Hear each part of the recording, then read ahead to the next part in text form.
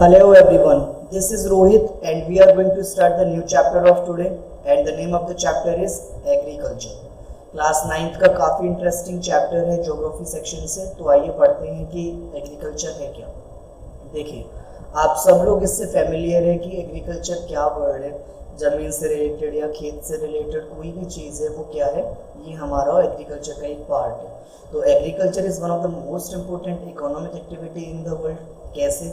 अब एग्रीकल्चर है, जो खेत है या ज़मीन है उस पर क्या होता है, डिफरेंट डिफरेंट टाइप की फसल होती है।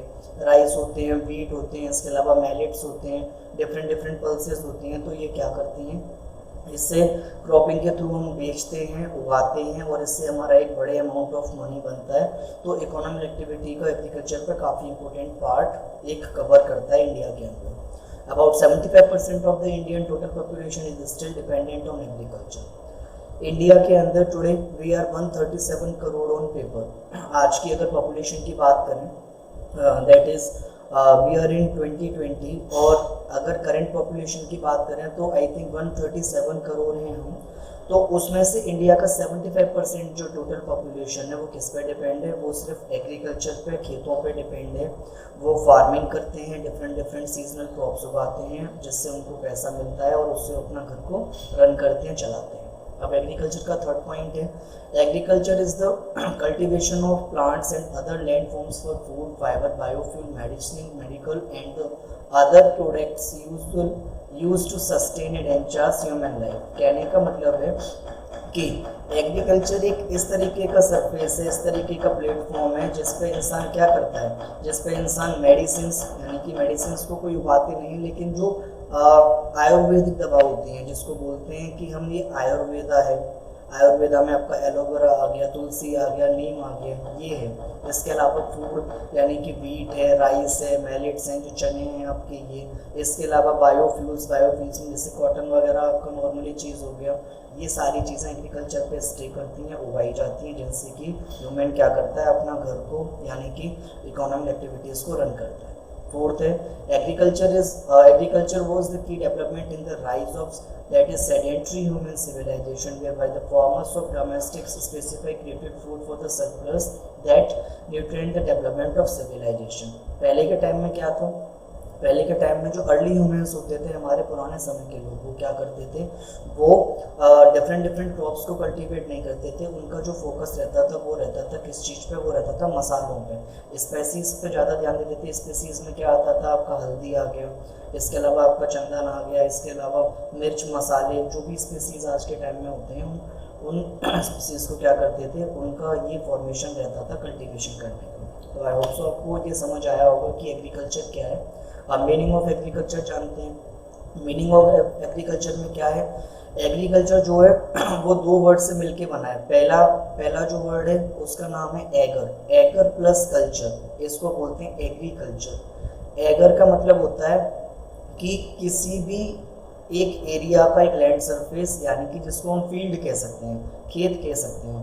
और कल्टीवेशन का मतलब होता है उस एरिया में क्या करना, क्रॉपिंग करना, फसल बोना। और फसल बो के कोई फसल जब निकल के आती है तो इसको हम क्या कहते हैं, इसको हम कहते हैं एग्रीकल्चर। इन दोनों के कॉम्बिनेशन से क्या बनता है, इन दोनों के कॉम्बिनेशन से बनता है tillage of the soil. Tillage का मतलब होता है कि सॉइल बिल्कुल बैरन थी। बैरन का मतलब हो गया कि मतलब एम्प्टी बोल सकते हैं, बैरन नहीं। एम्प्टी का मतलब ज़मीन बिल्कुल खाली थी और हमने उसको कल्टीवेट करके कोई भी क्रॉप क्या कर दी, उगा दी। ये बेसिकली एग्रीकल्चर का पार्ट है। अब agriculture was developed at least 10,000 years ago. Agriculture आज के टाइम की बात नहीं है, आज से 10,000 साल पुराना ये एक प्रोसीजर है एग्रीकल्चर, जो हम आजकल के ह्यूमन बीइंग्स फॉलो करते हैं। The agriculture fall under the primary sectors activity. Agriculture activities include growing crops, fruits, vegetables and flowers. अब डिफरेंट टाइप के सेक्टर्स हैं, उसको हम आगे भी चैप्टर में पढ़ेंगे, लेकिन एग्रीकल्चर जो है वो हमारा प्राइमरी सेक्टर्स में आता है। और एग्रीकल्चर में क्या क्या एक्टिविटीज़ होती हैं, हम क्रॉप्स को बोते हैं, पहले क्रॉपिंग करते हैं। जैसे हमारे पास अगर एक कोई सीड है किसकी, वीट की, गेहूं की, या फिर हमारे पास जो एक क्रॉप है किसकी, राइस की या मैलेट्स की या कॉटन की, या कोई भी डिफरेंट क्रॉप्स जो हमने खेत में बो दी। हम फ्रूट्स को भी बोते हैं, वेजिटेबल्स को भी बोते हैं और फ्लावर्स को भी बोते हैं। बोने के बाद उनको कल्टीवेट करते हैं और कल्टीवेट करने के बाद क्या हो जाता है, हम उसको डिफरेंट डिफरेंट यूजेबल जगह पे बेच देते हैं, जिससे क्या होता है, जिससे कि हमारा जो कल्टीवेशन है वो एक रन प्रोसेस करता है। रन प्रोसेस का मतलब है कि उसको फिर हम उगा के कहीं बेच देते हैं, जिससे हमारा इकोनॉमिक डेवलपमेंट या एक्टिविटीज़ आगे वर्क करती है। आगे बात करते हैं एग्रीकल्चर एक्टिविटीज़ क्या होती हैं। एग्रीकल्चर एक्टिविटीज़ बेसिकली 4 टाइप्स की होती हैं, 4 to 5 टाइप्स की। ये कुछ इसमें पिक्चर्स में शो कर रखा है, जैसे कि पैडी फील्ड्स। अब पैडी फील्ड्स क्या होती हैं, पैडी फील्ड्स बेसिकली ये मैंने जो क्रॉप आपको ड्रॉ करी है, इस क्रॉपिंग के टाइम पे क्या चल रहा है, आप लोग देख रहे होंगे कि ये जो फसल है वो मेरे ख्याल से गेहूं की फसल है। और पैडी फील्ड्स में क्या है, छोटे छोटे बाउंड्रीज बना देते हैं, जिससे कि फसल को उन्हें क्या है एक टाइम के बाद पानी देना हो, या फसल की जो एक सीवियस फार्मिंग होती है, सीवियस फार्मिंग का मतलब स्प्रे बोलते हैं जिसको, स्प्रे करना हो तो ये फसल पे क्या हो जाता है, बेसिकली स्प्रे सेक्शन होता है। बात करें नेक्स्ट एप्पल ऑर्चिड की, तो आप लोग देख रहे होंगे कि एक पार्क में बेसिकली क्या है, पार्क में या एक फार्म कह लें, उस फार्म में ऑर्चिड का मतलब है एक कंप्लीट फार्म, उस फार्म में सेब की खेती होना, उसको एप्पल ऑर्चिड बोलते हैं। आगे अगर मैं बात करूं सनफ्लावर, तो सनफ्लावर के टाइम पे क्या होता है, मैं बात करता हूं अगर आपसे सनफ्लावर की। अब नेक्स्ट बात करते हैं सनफ्लावर फार्म की। तो सनफ्लावर फार्म क्या होते हैं कि बेसिकली सन की जो फ्लावर होते हैं ना, यानी कि सूरजमुखी, उसकी बेसिकली फार्मिंग दिखाई है, खेती दिखाई है कि हाँ सनफ्लावर एक डिफरेंट सेक्टर पे फॉर्म होते हैं। उसके बाद आपका जो ये ब्रिंजल फॉर्म है, यानी कि इसमें कैसे खेती होती है, किसकी ब्रिंजल का क्या मतलब हो गया, ब्रिंजल का मतलब बैगन।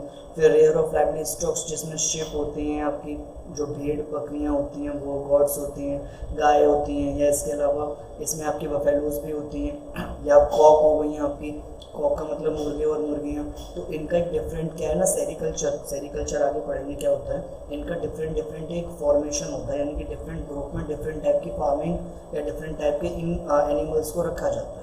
आगे बात करें that is urban land. Urban land क्या है, ये डेटा पूरा आप रीड कर सकते हैं, मैं इसको पढ़ के आपको एक्सप्लेन करता हूँ। The right type of soil was climate are vital for any of the kind of agriculture activities. The land on which crops are grown is known as arable land.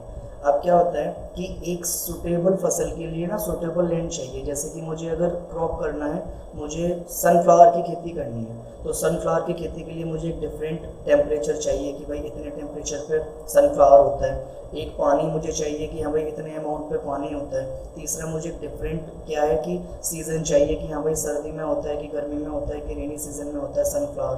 फिर मुझे ये चाहिए कि कौन कौन सी इसमें फसल जो है, यानी कि कौन कौन से पेस्टिसाइड्स या कौन कौन से इसमें जो है वो HYP सीड्स यूज़ होती हैं। तो एक लैंड जिसका पूरा एक डायमीटर निकालना और जिस फसल को हम बोने जा रहे हैं उसका पहले से ही एक्नॉलेज कर लेना, उसके बारे में जान लेना और उस लैंड पे फिर फसल करना, ये एरेबल लैंड कहलाता है, यानी कि एरेबल सोर्स ऑफ लैंड इसको बोला जाता है। अर्थ पे 57.5 million of miles of land, approximately 7.65 million square miles of land arable है, यानी कि एक ऐसा लैंड सरफेस जहाँ पे क्लाइमेट जो है वो सुटेबल होता है किसके लिए, कोई भी फसल करने के लिए, कोई भी क्रॉप करने के लिए, कोई भी कल्चर फसल करने के लिए, उसको क्या बोलते हैं, उसको हम बोलते हैं एरेबल लैंड। और इतना एरिया जो है ये आप नोट डाउन कर सकते हैं, ये जो डेटा है। आगे बात करें अगर, अब हम चेक कर रहे हैं percentage of arable land in countries across the globe, यानी कि ग्लोब के अंदर जो है ये इंडिया आपको ऑलरेडी मैप पे दिख रहा होगा कि दिस इज इंडिया, और ये डिफरेंट कॉन्टिनेंट्स हैं जो आप ऑलरेडी पढ़ चुके हैं, मैंने आपको ऑलरेडी पढ़ाया हुआ है।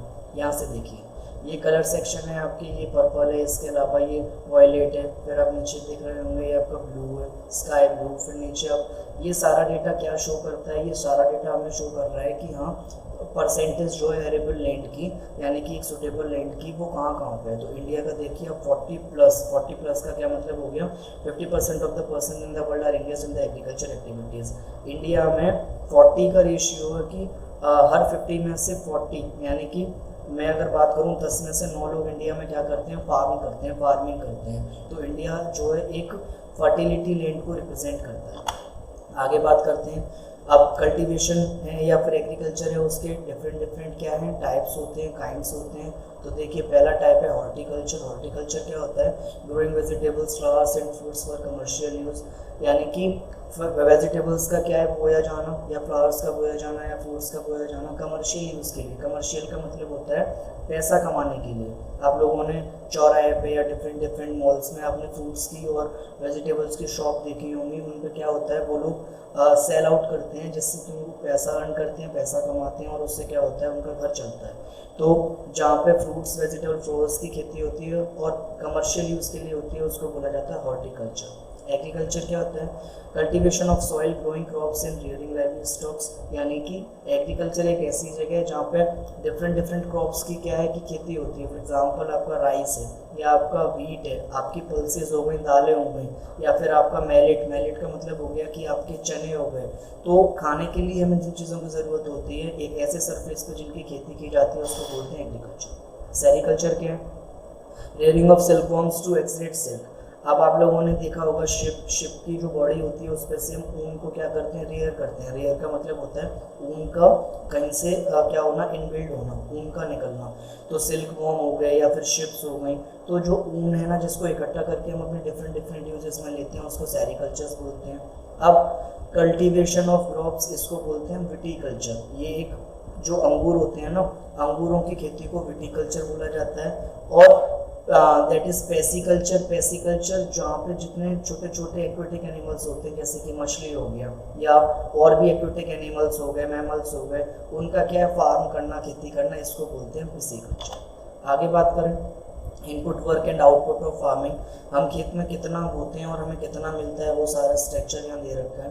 Agriculture of farming can be called as a system. Now let us look at the input work and the output of the system. Input का मतलब है हम किसी चीज़ में कितना मतलब दे रहे हैं, और आउटपुट का मतलब है हम उस चीज़ से कितना ले रहे हैं। यानी कि अगर मैं बात करूं स्टडी के टर्म में, तो आज आप लोग घर पे पढ़ रहे हैं, ये आपका इनपुट है। आप हिस्ट्री पढ़ते हैं, सिविक्स पढ़ते हैं, ज्योग्राफी पढ़ते हैं, इकोनॉमिक्स पढ़ते हैं, Hindi, English, math, science, Sanskrit, moral value, GK, सारे सब्जेक्ट्स आप पढ़ते हैं। अब आपने इनपुट करा हर सब्जेक्ट में, अब आपको आउटपुट कब मिलेगा, इसका आउटपुट मिलेगा आपके एग्ज़ाम में। जब आप एग्ज़ाम देंगे, एग्ज़ाम के बाद जो आपकी मार्किंग होगी, जो आपके मार्क्स आएंगे, जो आपको टीचर्स प्रोवाइड करेंगे, वो शो करता है कि मैंने इतना इनपुट दिया था, इतना एफर्ट करा था, इसका मुझे ये आउटकम मिला, इतने मेरे मार्क्स आए। जो अच्छी मेहनत करता है उसको मोस्ट ऑफ द प्रोबेबली बहुत ज़्यादा मार्क्स मिलते हैं, और जो मेहनत नहीं करता उसको least of the form come marks मिलते हैं। ऐसे ही खेती का साइज़ है, यानी कि एग्रीकल्चर का। इनपुट्स में क्या है, सबसे पहले हम सीड्स लेके आते हैं, बाज़ार से बीज खरीदते हैं, फर्टिलाइज़र खरीदते हैं, यानी कि जैसे कि आपका फर्टिलाइज़र में डाई हो गया, यूरिया हो गया, या फिर आपका जो स्प्रे होता है, स्प्रे सेक्शन का मतलब हो गया आपका, अगर मैं बात करूं स्प्रे सेक्शन में क्या आता है, जो स्प्रे करते हैं हम जिससे फसल पे कीड़े ना लगे, वो हो गया, ये हम खरीदते हैं पहले। फिर मशीनरी लेते हैं हम, ट्रैक्टर लेते हैं, हॉरो लेते हैं, कल्टीवेटर लेते हैं, ये फिर हम लेबर भी लेते हैं। अगर बड़ी लैंड है तो लेबर्स हम 400 रुपीज़ या 300 रुपीज़ पर डे के हिसाब से लेबर भी पकड़ते हैं। तो ये हमने इनपुट, यानी कि खेत में इनपुट करा, इतनी चीज़ें हमें रिक्वायर्ड थी। अब खेत में आ गए हम, फसल कैसे होगी, अब काम होगा। वर्क का मतलब है प्लगिंग, प्लगिंग का मतलब है खोदना। खेत में डिफरेंट, ऐसा नहीं पूरे खेत को खोद देंगे, खेत में डिफरेंट डिफरेंट सेक्शन बनेंगे, जिनको हिंदी में हम क्यारी बोलते हैं। क्यारी बन गई छोटी छोटी, यानी कि सेक्शन। उस सेक्शन में क्या है, शोइंग। अब हम थोड़ी सी मिट्टी खोदेंगे, बीज डालेंगे और उसको दोबारा से वहीं की वहीं दबा देंगे, ठीक है। शोइंग का मतलब है बीज बोना। फिर पूरे ऐसे ही खेत में क्या करेंगे, खेत को थोड़ा सा फर्स्ट लेयर को खोदेंगे, बीज डालेंगे और मिट्टी को वहीं की वहीं डंप कर देंगे, यानी दबा देंगे। फिर होता है इरिगेशन। एक बार बीज डाल दिया, अब पूरे खेत में पानी लगाएंगे। एक पानी लग गया, फिर 45 डेज बाद या 30 डेज बाद दूसरा पानी, फिर तीसरा पानी। तो किसी भी खेत में 3 टाइम्स ऑफ वाटर देना कंपलसरी होता है, यानी कि 3 बार हम पानी देते हैं। फिर होता है बेडिंग। वेडिंग का मतलब है एक बार जब फसल छोटी छोटी निकल आती है ना, निकलना शुरू करती है, उसको वेडिंग कहते हैं। तो हम लोग चेक करते हैं कि फसल थोड़ी थोड़ी निकल रही है, तो हम उस पर दोबारा से एक बार यूरिया डाल दें या स्प्रे डाल दें, जिससे फसल पे कीड़े ना लगे। और फिर जब फसल एक बार पूरी कंप्लीट उग जाती है, उसको बोलते हैं हार्वेस्टिंग, यानी काटना। फसल की हमने कटाई कर ली। अब फसल की जैसे ही हमने कटाई कर ली, कटाई के बाद क्या है, अब हमारे पास आउटपुट मिलेगा। आउटपुट में हमें क्या मिला, क्रॉप्स मिला। सपोज इतने प्रोसेस से हमने क्या किया था, गेहूं की खेती करी थी, अब गेहूं को हमने काट लिया। अब क्या करेंगे, गेहूं को काटने के बाद उसको हम अपने यूज़ के लिए थोड़ा सा रखेंगे घर पे, बाकी को कहाँ भेज देंगे, कोल्ड स्टोरेज भेज देंगे या फिर ऐसी जगह भेज देंगे जहाँ पे वीट को पॉलिश करा जाता है। पॉलिश का मतलब है साफ़ सुथरा बना के निकाला जाता है। फिर उनको क्या है पैकेट्स में पैक करेंगे और मार्केट सेल आउट कर देंगे। मार्केट में जो लोग उन्हें खरीदेंगे पैसे देंगे और फिर वो डिफरेंट जगह सेल आउट करेंगे। तो इस तरीके से क्या है, हमने 10 रुपये में अगर खेती करी, 10 रुपये का बीज लेके आए, 5 रुपीज़ हमने वर्कर्स को दे दिए, लेबर को दे दिए, और 5 रुपीज़ के बाद फिर हमने पूरा कल्टीवेशन में लगा दिया। टोटल 20 रुपीज़ हमने खर्च किए। अब आउटपुट जब हम देते हैं तो कम से कम हम 30 रुपीज़ या 40 रुपीज़ कमाएंगे। उसको थोड़े से हाई रेट में बेचेंगे, जिससे क्या है कि हमारा जो हमने मेहनत करी है, अपना टाइम स्पेंड करा है, इसका हमें आउटपुट मिल सके। तो वूल के केस में जब कोई अगर ऊन वगैरह करता है उसको लाइवली स्टॉक्स में आता है। डेयरी प्रोडक्ट्स फार्म में आता है, डेयरी जो कि दूध वाली, दही वाली या फिर पनीर वाली जो सेक्शन, घी वाले जो सेक्शन होते हैं वो डेयरी फार्मिंग होते हैं। और पोल्ट्री फार्मिंग वो होते हैं जैसे फिशरीज़ है या हेन है या कॉक्स हैं, तो डिफरेंट एनिमल्स फार्मिंग को पोल्ट्री फार्मिंग को। आगे बात करें, आप इमेज देख पा रहे होंगे, सीड्स, फर्टिलाइजर्स, मशीनरी, लेबर, यानी कि पहले बीज के बाद क्या है, जो सेकंड पोर्शन है ये वाला, इसमें आप देख पा रहे होंगे कि लेबर क्या कर रही है, क्रॉप्स को शो कर रही है, बो रही है। फिर मशीन आ गई, मशीन ने बोना स्टार्ट कर दिया। फिर उसके बाद जोतना शुरू हो गया, फिर हमने सीड्स डालना शुरू कर दिए। तो उसके बाद हार्वेस्टिंग का मतलब अभी नहीं आएगा। हार्वेस्टिंग का मतलब है अभी ये वाला जो पोर्शन है इरिगेशन का, पानी दिया जा रहा है। हार्वेस्ट, फसल की कटाई हो गई, फसल कुछ ऐसी दिखती है। अगर ऊन का मतलब है वूल की फसल है तो वो ऐसी है। पोल्ट्री फार्मिंग है तो वो दूध, दही, आपको मक्खन, ये चीज़ें देगी, ये वाले। तो ये जो डिफरेंट सेक्शंस हैं हमारे, ये एक तरीके से पूरा क्या है हमारे एग्रीकल्चर को आगे रन करता है। अब टाइप्स ऑफ फार्मिंग बेसिकली कितने टाइप की होती है वो हम इसमें जानेंगे। तो फार्मिंग में देखिए पहले रिक्वायरमेंट क्या होती है। सबसे पहले लैंड की रिक्वायरमेंट होती है, यानी कि लैंड चाहिए। फिर हमें लेबर चाहिए, लेबर की बहुत ज़्यादा ज़रूरत होती है। फिर हमें मशीनरी चाहिए, मशीनरी में हमको ट्रैक्टर मिलना चाहिए या थ्रेशर मिलना चाहिए या कल्टीवेटर जिससे हम बोते हैं वो मिलना चाहिए। तो ये डिफरेंट क्या है रिक्वायरमेंट्स हैं हमारी। और क्लासिफिकेशन ऑफ फार्मिंग, यानी एग्रीकल्चर बेसिकली 2 टाइप के होते हैं, या मैं कहूँ कि फार्मरिक जो हमारा एक सेक्शन है फार्मर का, फार्मिंग हमारी 2 टाइप्स की होती है। पहला होता है हमारा सब्सटेंस फार्मिंग और दूसरा होता है हमारा कमर्शियल फार्मिंग। जानते हैं क्या होता है फार्मिंग के थोड़े से एलोब्रेशन और देख लेते हैं। फार्मिंग 2 टाइप की मैंने अभी आपको बताई, एक सब्सटेंस फार्मिंग, एक commercial farming. Substance farming 2 type की होती है, इंटेंसिव और प्रिमिटिव फार्मिंग। और प्रिमिटिव भी 2 टाइप की होती है। पहला होता है शिफ्टिंग कल्टीवेशन और सेकंड होता है नोमैडिक हेरिडिटी। क्या होता है इसको हम आगे एलोबरेट करेंगे। कमर्शियल फार्मिंग सिंगल टाइप है, कमर्शियल ग्रीन फार्मिंग। फिर इसका एक टाइप होता है मिक्स्ड फार्मिंग, और मिक्स्ड फार्मिंग में क्या होता है ये हम चैप्टर में आगे पढ़ने वाले हैं। सबसे पहले बात करते हैं सब्सटेंस फार्मिंग की। Substance farming is practice to meet the needs of the farmer family. Low levels of technology and household labours are used to produce a small output. अब जो स्मॉल मिडिल क्लास फार्मर होते हैं, middle class farmer का मतलब हो गया ऐसे लोग जिन पे 2 हेक्टेयर से कम ज़मीन होती है, खुद की ही ज़मीन है और उनकी फैमिली में इतने मेंबर होते हैं 2 से 3 जो उस जगह पे खेती कर पाए। समझ रहे हैं आप? उनको बाहर से किसी लेबर की ज़रूरत नहीं होती, किसी भी प्रोडक्ट की उन्हें ज़रूरत नहीं होती कि उन्हें क्या करना चाहिए, उनको बाहर से मशीनरी लेनी है या फिर कोई टेक्नोलॉजी, ट्रैक्टर है या फिर कुछ और लेके आना है। नहीं, उनके पास थोड़ी सी ज़मीन होती है, उनके खुद की घर की लेबर सफिशिएंट होती है उस काम को करने में, और वो उतना ही उगा पाते हैं जितना वो घर पे खा लें। समझ रहे हैं आप? तो सब्सटेंस फार्मिंग बहुत छोटे फील्ड में की जाने वाली फार्मिंग होती है। इससे प्रॉफिट नहीं होता है, इससे किसान इतना उगा पाता है कि उनकी डेली नीड्स कंप्लीट हो सके। अब सब्सटेंस फार्मिंग 2 टाइप की होती है, एक होता है इंटेंसिव फार्मिंग या इंटेंसिव सब्सटेंस, और दूसरा होता है प्रिमिटिव सब्सटेंस। ये क्या होते हैं आगे पढ़ेंगे। इंटेंसिव सब्सटेंस देखिए, the farmer cultivators is a small plot of land using simple tools and more labour. More than 1 crop is grown annually on the same plot as the climate is favorable and the land soil is fertility।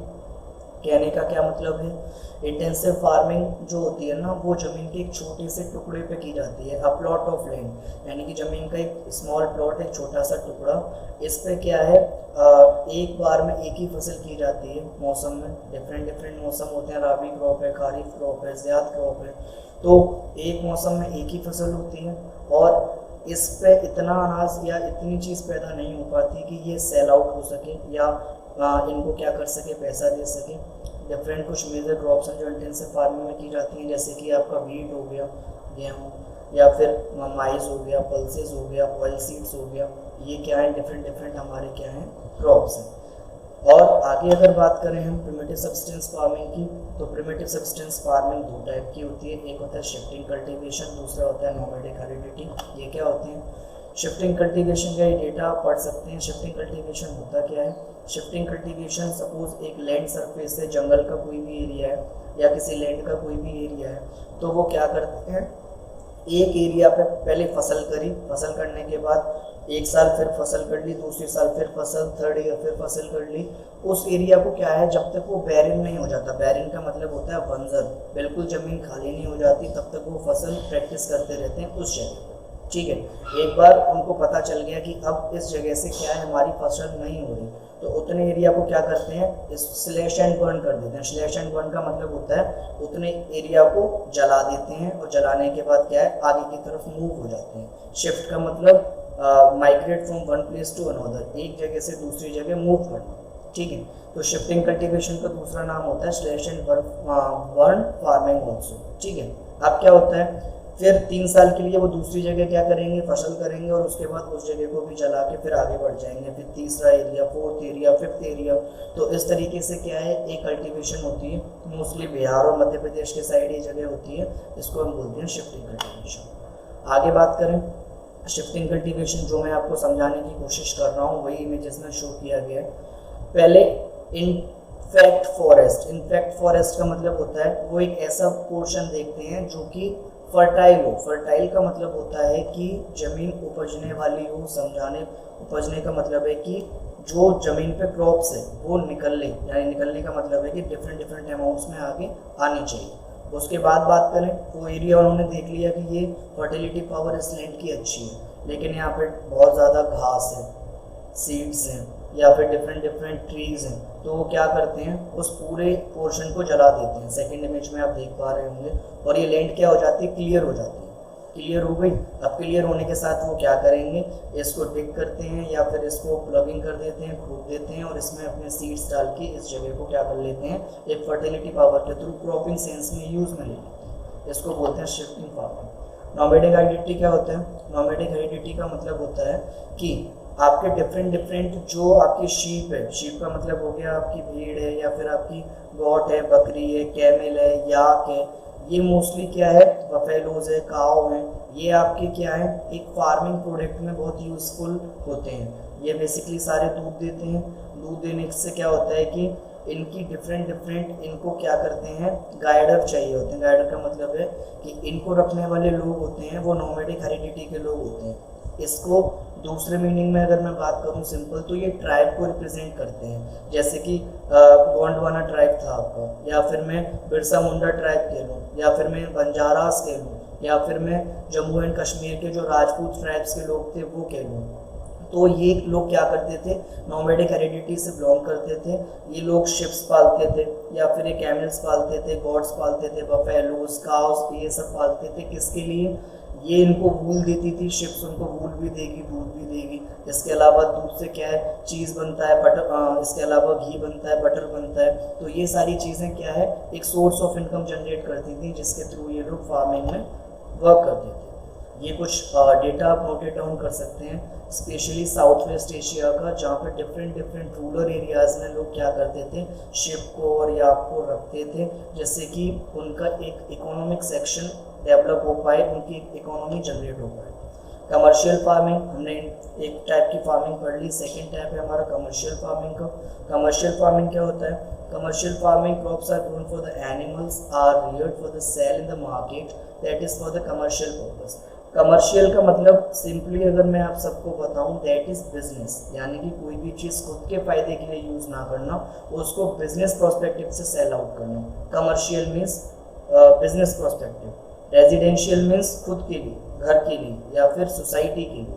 ठीक है, तो commercial farming वो farming होती है जिसको big landlord, बड़े जो landlords होते हैं ना, वो अपने खेत पर प्रैक्टिस कराते हैं। उनको लेबर चाहिए होती है, उनको लैंड चाहिए होती है, उनको डिफरेंट मशीनरीज चाहिए। फॉर एग्जांपल ट्रैक्टर हो गया, कल्टीवेटर हो गया, हैरो इन द सेंस कि एक व्हीलिंग सेक्शन होता है ट्रैक्टर के पीछे, जो कि छोटे छोटे सेक्शंस खेत में बनाने के काम में आता है, उसको हम क्या बोलते हैं, हैरो सेक्शन बोलते हैं। तो कमर्शियल फार्मिंग में डिफरेंट डिफरेंट वीट्स आते हैं, वीट की फार्मिंग है, राइस की फार्मिंग है, मैलेट्स चने की फार्मिंग है, पल्सेस दालों की, कॉटन यानी कि रुई की फार्मिंग है, ये सारे इसके टाइप्स हैं या पार्ट। आगे बात करें कमर्शियल गेन फार्मिंग, कमर्शियल का दूसरा नाम कमर्शियल गेन फार्मिंग भी है। ये क्यों होता है, कमर्शियल फार्मिंग हमेशा जो है वो वेदर को देख के की जाती है। वेदर का देखने का क्या मतलब है कि डिफरेंट सेक्शन में डिफरेंट फार्मिंग, जैसे राबी क्रॉप है तो राबी क्रॉप का जो टाइम पीरियड है वो मई टू, अगर मैं बात करूं एग्जांपल ले रहा हूं, मई टू जुलाई अगर कोई और मौसम है, सपोज राबी क्रॉप वाला मौसम है, तो वहाँ पे ये वीट करेंगे, राइस करेंगे, या वो सीजनल क्रॉप करेंगे जो कि इस मौसम में होती है। ऐसे ही अगर ज़ियाद क्रॉप की मैं बात करूं तो ज़ियाद क्रॉप अप्रैल टू मई जून जुलाई के मंथ में होती है, या मार्च टू जून के टाइम में होती है। इसमें ये फ्रूट्स करते हैं, वेजिटेबल्स करते हैं, या डिफरेंट टाइप के जो है वाटरमेलन फार्मिंग करते हैं। ये सारा किस में आता है, ये सारा हमारा आता है कमर्शियल ग्रेन फार्मिंग में। तो सीजनल वाइज जो क्रॉपिंग की जाती है वो कमर्शियल का मेन रीज़न है। आगे हम बात करते हैं मिक्स्ड फार्मिंग की। तो मिक्स्ड फार्मिंग क्या होता है, मिक्स्ड फार्मिंग एक तरीके की फार्मिंग होती है जिसमें मिक्स्ड क्रॉप्स को मिक्स्ड कर दिया जाता है। मिक्स्ड ऐसा नहीं कि एक साइड आलू है उसी के ऊपर हमने क्या कर दिया, टमाटो की फसल कर दी, उसके ऊपर फिर हमने ऑनियन कर दी, उसके साइड में हमने क्या कर दिया, मैलेट कर दिया, फिर हमने राइस कर दिया, ऐसा नहीं है। मिक्स्ड फार्मिंग क्या होती है, मिक्स्ड फार्मिंग एक तरीके की फार्मिंग है, एक लैंड सरफेस, उस लैंड सरफेस के डिफरेंट आप सेक्शन कर दीजिए। डिफरेंट सेक्शन का मतलब हो गया कि एक सेक्शन में क्या होगा, वीट होगा, दूसरे सेक्शन में राइस होगा, तीसरे में मैलेट होगा, चौथे में कॉटन होगी, पांचवें में आपका ब्रिंजल होगा, सिक्स्थ में आपका अनियन होगी, सेवंथ में पोटैटो होगा, एट्थ में कॉटन होगी।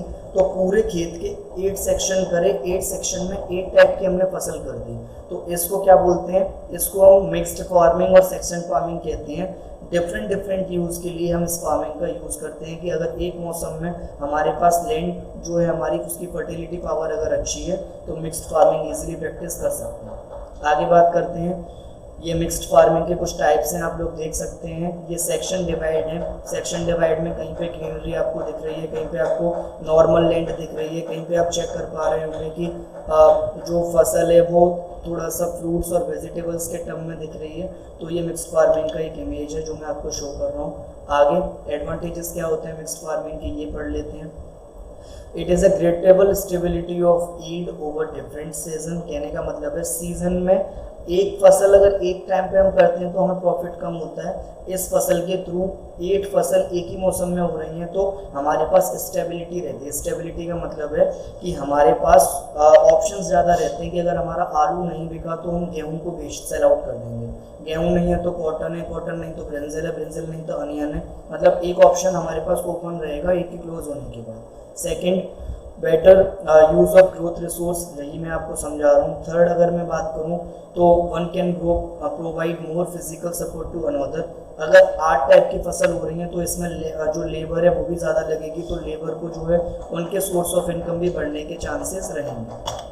आगे बात करूँ प्लांटेशन एग्रीकल्चर की, तो प्लांटेशन एग्रीकल्चर एक तरीके का ऐसा एग्रीकल्चर होता है, इसमें जो प्लांट होते हैं ना उनको डिफरेंट सेक्टर में या डिफरेंट सेक्शन में हम लोग प्लेस करते हैं, या फार्मर्स जो होते हैं वो प्लेस करते हैं। जैसे कि अगर मैं बात करूं कॉफ़ी की, तो कॉफ़ी की खेती होती है, शुगर केन है, शुगर केन की खेती होती है, रबर है उसकी खेती होती है, बनाना जो केला होता है या कोई भी फ्रूट है उसकी खेती होती है, कॉटन है उसकी खेती होती है, इवन काजू बादाम पिस्ता जो आपके ड्राई फ्रूट्स होते हैं इनकी भी हमारी खेती होती है।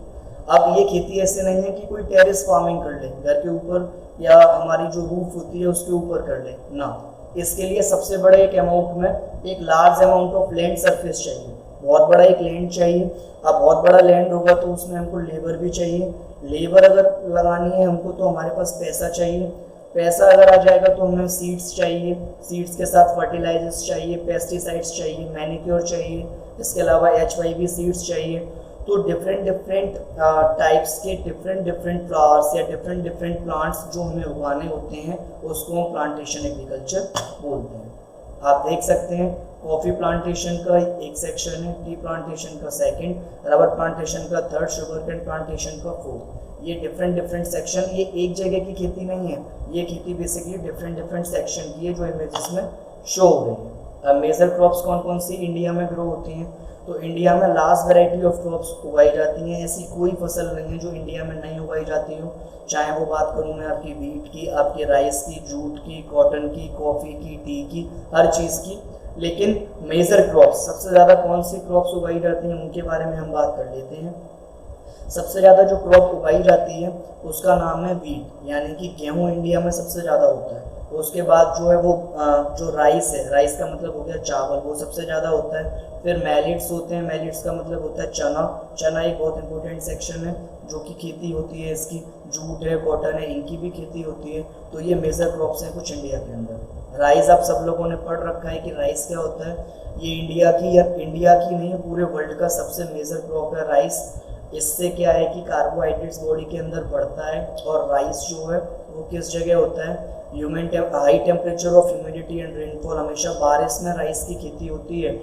पानी हर समय भरा रहेगा, उस टाइम पे क्या है, हैवी रेनफॉल का मतलब है बहुत ज़्यादा बारिश में किसकी खेती होती है? चावल की खेती होती है। It is best in alluvial clay soil.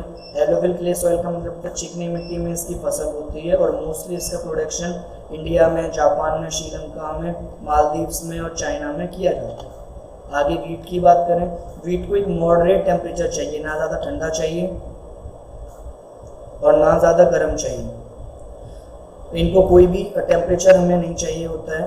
सबसे एक इम्पोर्टेंट बात ये है कि ये लूमी सॉइल का मतलब होता है हमारा, लूमी सॉइल का हमारा मतलब है कि लूमी का मतलब होता है चिकनी मिट्टी के साथ क्या रहता है, एक सेक्शन जो कि चिकनी मिट्टी और थोड़ा सा एक फंगलेबल, जिस मिट्टी में क्या आ जाते हैं, छोटे छोटे ड्रॉपलेट्स आ जाते हैं। ड्रॉपलेट्स का मतलब हो गया कि दरारें आ जाती हैं। उस मिट्टी में हमारे चावल की फसल होती है। Mostly USA, Canada, Argentina, Russia, Australia में क्या है, इसकी फसल होती है और प्रोडक्शन काफ़ी हाई लेवल पे होता है। मैलिट्स, चने की बात करें, चना एक कोर्स ग्रेन है। कोर्स ग्रेन का मतलब कि हमारी बॉडी के लिए बहुत ज़्यादा यूज़फुल रहता है, हमें कार्बोहाइड्रेट्स देता है, प्रोटीन भी मिलता है इससे।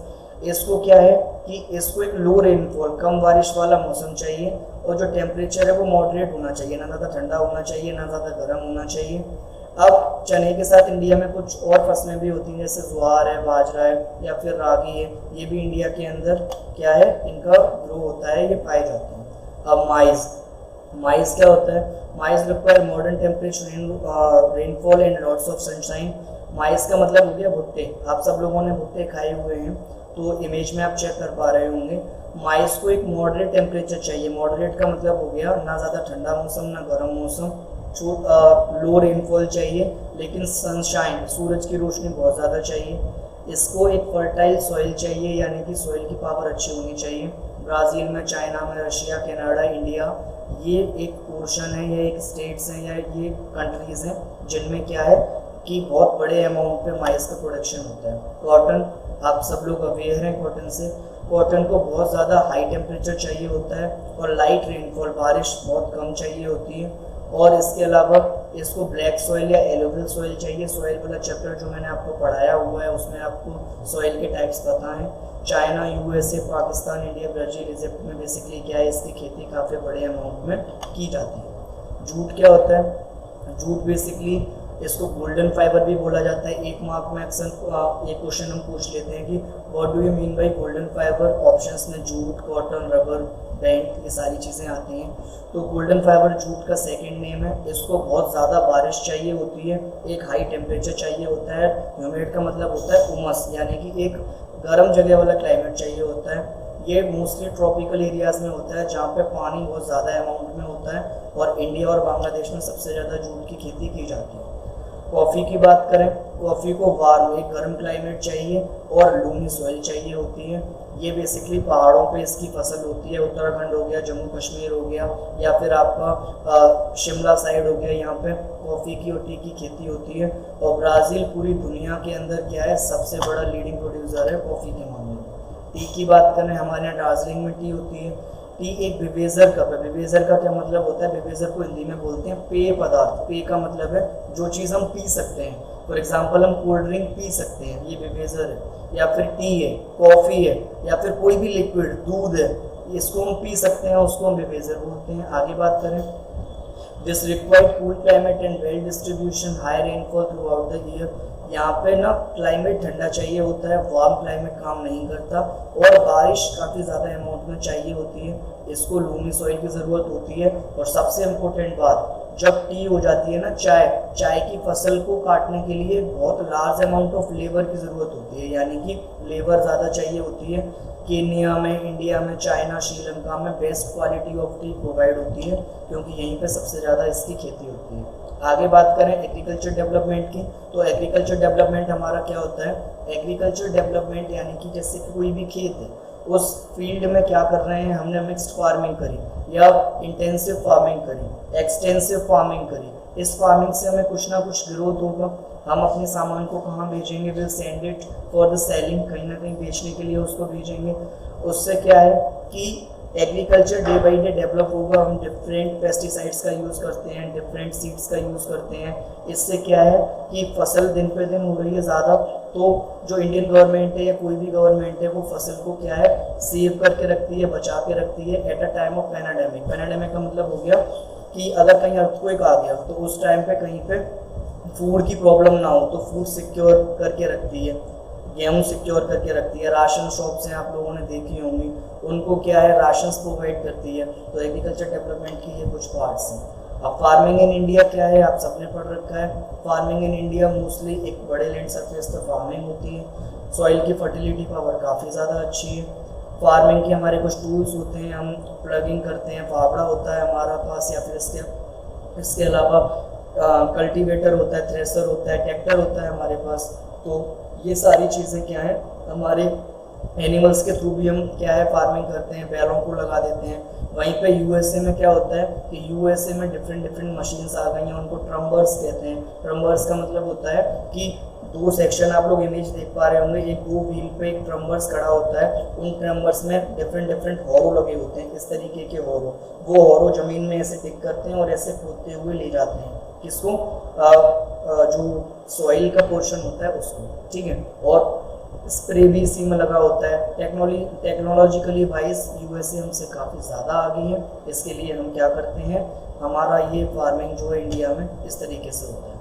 फार्मिंग इन इंडिया देख पा रहे होंगे आप, फार्मिंग इन इंडिया में इधर हमारा ट्रैक्टर और उसके पीछे कल्टीवेटर लगा है। यहाँ पे एक वीट सेक्शनिंग मशीन लगी है जिससे वीट निकल रहा है, और एक इंसान इमेज में आप चेक कर पा रहे हैं। वहीं यूएसए की फार्मिंग की बात करें, कोई भी मैन नहीं है, कोई भी मैन मेड आइटम है ही नहीं, सिर्फ सारी मशीनरीज के थ्रू फार्मिंग हो रही है। आगे बात करते हैं डेयरी फार्मिंग की। डेयरी फार्मिंग बेसिकली एग्रीकल्चर का ही पार्ट है। इसमें डिफरेंट शिप्स हो गई, काउस, बफेलोज, या फिर जो गॉड्स हैं वो क्या करती हैं, मिल्क प्रोवाइड करती हैं। मिल्क नॉमेडिक फार्मर्स जो मैंने आपको बताए थे, मिल्क के थ्रू क्या है, मिल्क एक जगह से दूसरी जगह ट्रांसपोर्ट होता है। मिल्क से डिफरेंट क्या बनते हैं, प्रोडक्ट्स बनते हैं, जैसे कि चीज़ हो गया, या फिर आपका बटर हो गया, या फिर आपका मिल्क हो गया। तो मिल्क तो ऑब्वियसली कि डेयरी फार्मिंग का ही प्रोडक्ट है, तो डिफरेंट प्रोडक्ट तैयार करने में डेयरी फार्मिंग का काफ़ी बड़ा रोल होता है। ये आप देख सकते हैं डेयरी फार्मिंग का कि ये जो आप काउस देख रहे हैं, इन काउस को क्या किया जा रहा है, चारा खिलाया जा रहा है। चारे के थ्रू क्या है, जैसे हमें खाने की ज़रूरत है, इनको भी खाने की ज़रूरत है। और ये लोग क्या कर रहे हैं, ये लोग फिर एक कैटिल सेक्शन में, कैटिल फार्म में बंधे हुए हैं, यानी कि गाय वाले सेक्शन में इनका घर है, यहाँ बंधे हुए हैं। और ये जब बाहर जाते हैं तो ये इनका सेक्शन है खाने का या फिर चरने का। तो ये इस तरीके से डेयरी फार्मिंग में यूज़ होते हैं, ठीक है। ये भी कुछ सेक्शन है। आजकल के टाइम में प्लांटेशन ना आर्टिफिशियली हो गया है। आर्टिफिशियली का मतलब है कि हम लोग घरों में क्रॉप्स लगाते हैं, ग्रास लगाते हैं, या फिर इसके अलावा आर्टिफिशियल ग्राउंड तैयार हो रहे हैं जहाँ पर नेचुरल घास नहीं होती, हम सीड्स डालते हैं, ग्रास निकल आती है, उसको आर्टिफिशियल ग्रास बोलते हैं। नर्सरीज में अक्सर हमें मिलती है। तो ये ग्रास भी हमारे एग्रीकल्चर में ही काउंट होती है। तो this was from the chapter. I hope so ये वीडियो आपको कम्प्लीटली समझ आया होगा। Still you have any doubt regarding the chapter, you can comment me in the comment section. Thank you very much students. Take care guys.